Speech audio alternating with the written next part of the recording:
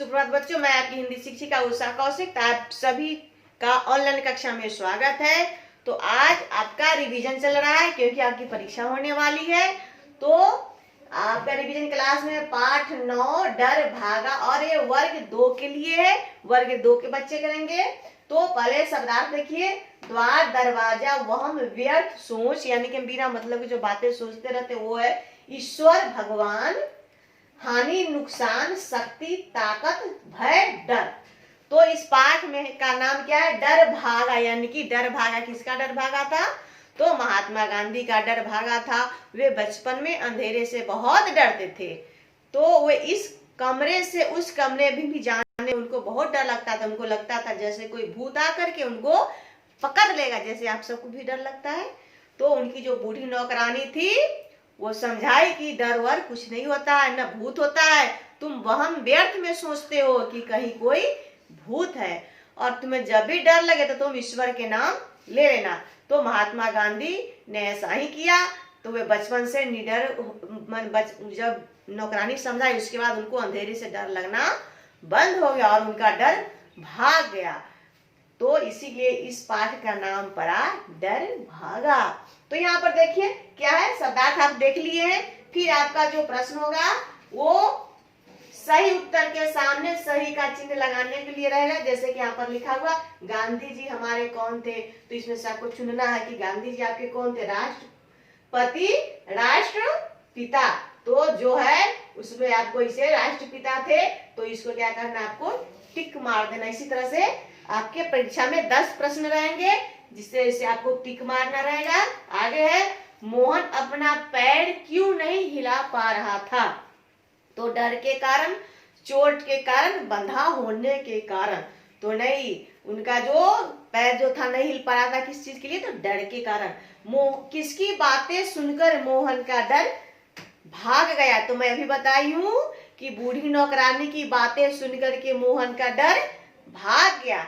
फिर आपको रहेगा और प्रश्न रहेगा, प्रश्न मतलब की रहेगा कि इस वाक्यों के सही या गलत का निशान, वाक्यों के सामने वाक्य लिखा रहेगा और उसके सामने आपको सही या गलत का निशान लगाना रहेगा।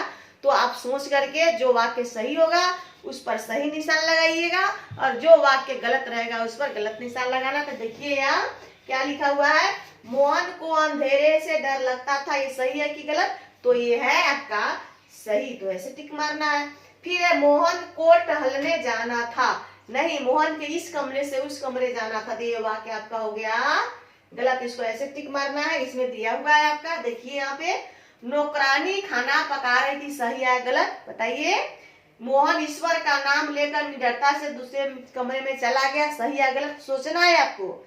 और गांधी जी को लोग बापू भी कहते हैं, तो बताइए, आपको सोचना है और क्या करना है, उसमें टिक मारते चला जाना था। गांधी जी को लोग बापू कहते हैं, सभी आप लोग जानते हैं, इसमें सही का टिक लगाना है। मोहन ईश्वर का नाम लेकर निडरता से दूसरे कमरे में चला गया, ये भी वाक्य आपका सही है। और नौकरानी खाना पका रही थी कि खरी थी, ये आपको सोचना है। और फिर मैं आपको होमवर्क में भी भेजूंगी, तो फिर आप उसमें सोच करके जवाब दीजिएगा। बोल बोली तो आपको करना ही है।